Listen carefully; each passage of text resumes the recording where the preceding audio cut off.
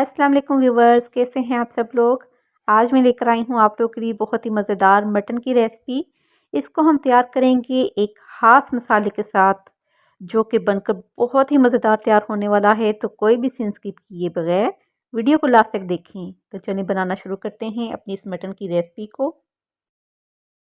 तो यहाँ पर मैंने मटन को बॉयल कर लिया है। तकरीबन 1 किलो मटन था और इसकी यखनी मैंने अलग कर ली है। जस्ट इसके अंदर मैंने नमक डालकर इसे बॉयल कर दिया था। तो चलिए इसको बनाना शुरू करते हैं। तो सबसे पहले मैं कुकिंग ऑयल शामिल करूँगी इसके अंदर। 2 बड़े साइज़ के कट किए हुए स्लाइस में मैं प्याज शामिल कर रही हूँ।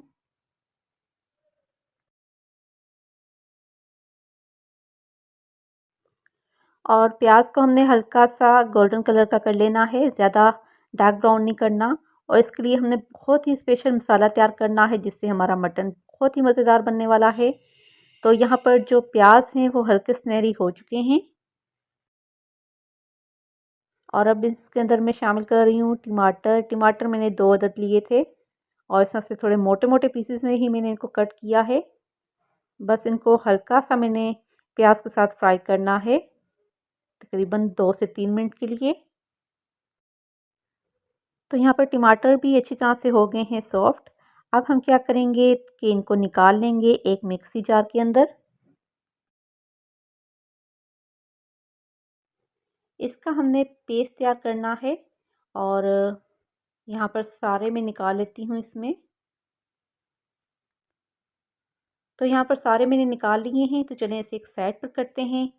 और अब इसके लिए एक ख़ास मसाला हम तैयार करेंगे। तो सबसे पहले मैं इसमें 1 टीस्पून भर के डाल रही हूँ काली मिर्च साबुत वाली। 2 अदद लौंग शामिल करेंगे, 2 अदद हरी इलायची उसके दाने निकाल कर अच्छी तरह से वो शामिल कर देंगे।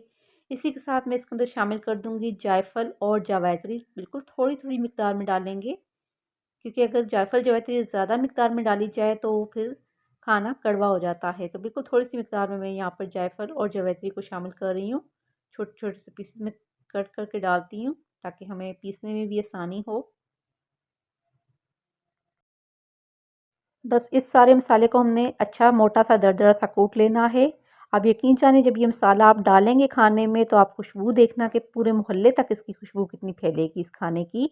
तो यहाँ पर हमने इसे देख सकते हैं कि थोड़ा मोटा रखा है, दरदरा सा, बिल्कुल पाउडर फॉर्म में नहीं किया। तो चलें इसको एक साइड पर करते हैं और बनाना शुरू कर देते हैं अब इस रेसिपी को। यहाँ पर दही लिया है मैंने हाफ़ प्याली। अब इसके अंदर सबसे पहले ये जो मसाला मैंने तैयार किया था 1 टेबलस्पून भर के ये ऐड कर दिया है। बाकी का आधा मसाला हम एंड में शामिल करेंगे। 1 टेबलस्पून इसमें धनिया पाउडर, ज़ीरा पाउडर और इसके अंदर जाएगा हल्दी पाउडर, नमक और लाल मिर्च का पाउडर। तो ये सारे मसाले मैंने इसके अंदर शामिल कर दिए हैं। इसी के साथ मैं अदरक और लहसुन का पेस्ट शामिल कर दूँगी, तकरीबन 2 टेबलस्पून।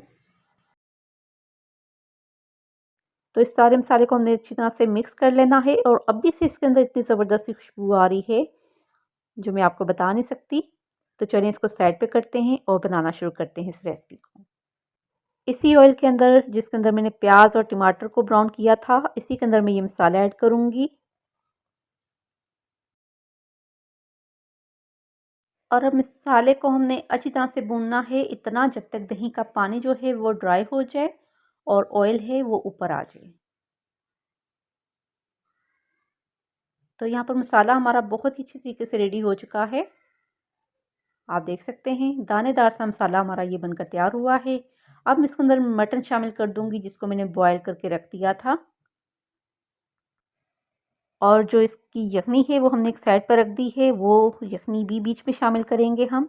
और अब हमने इसकी बहुत ही अच्छी सी कर लेनी है बुनाई। ये जो मसाला हमने ऐड किया है उसकी इतनी ज़बरदस्त खुशबू आ रही है कि मैं आपको बता नहीं सकती। आप ये मसाला ग्राइंड करके रख लें, जब भी आपने कोई सब्ज़ी वगैरह या दाल बनानी हो उसके अंदर भी इसको ऐड करें, तो आप यकीन जाने कि बहुत ही मज़े का टेस्ट देगा। तो यहाँ पर हमने बहुत अच्छी बुनाई कर ली है इसकी। अब मैं इसके अंदर शामिल करूँगी जो हमने टमाटर और प्याज का पेस्ट तैयार कर लिया था, ये शामिल कर दिया है बीच में। बस हमने इस मसाले को भी अच्छी तरह से भूनना है, तकरीबन 3 से 4 मिनट के लिए।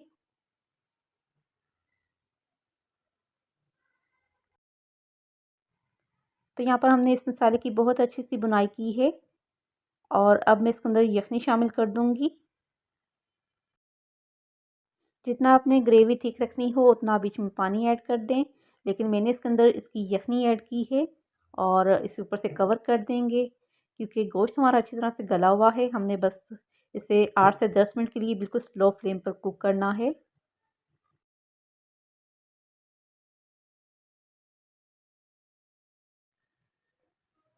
तो लीजिए हमारा मटन का सालन यहाँ पर बनकर तैयार है। बहुत ही ज़बरदस्त सी खुशबू आ रही है और अब मैं इसके अंदर शामिल करूँगी मसाला।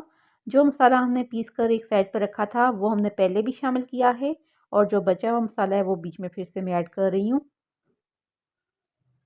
और इसकी बहुत ही ज़बरदस्त खुशबू आ रही है खाने से। और हरा धनिया शामिल करेंगे और इसको अच्छी तरह से मिक्स कर लेते हैं। तो चलें इसको मैं निकाल लेती हूँ एक डिश के अंदर और आपको दिखाती हूँ।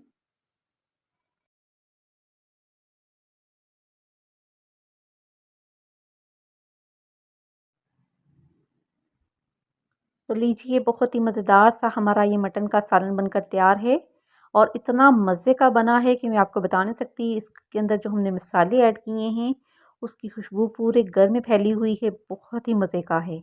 तो उम्मीद करती हूँ इंशाल्लाह आपको ये रेसिपी ज़रूर अच्छी लगेगी। ज़रूर ट्राई करें इस रेसिपी को और अगर अच्छी लगे लाइक और शेयर ज़रूर कीजिएगा और अपना बहुत सा ख्याल रखिएगा। अल्लाह हाफिज़।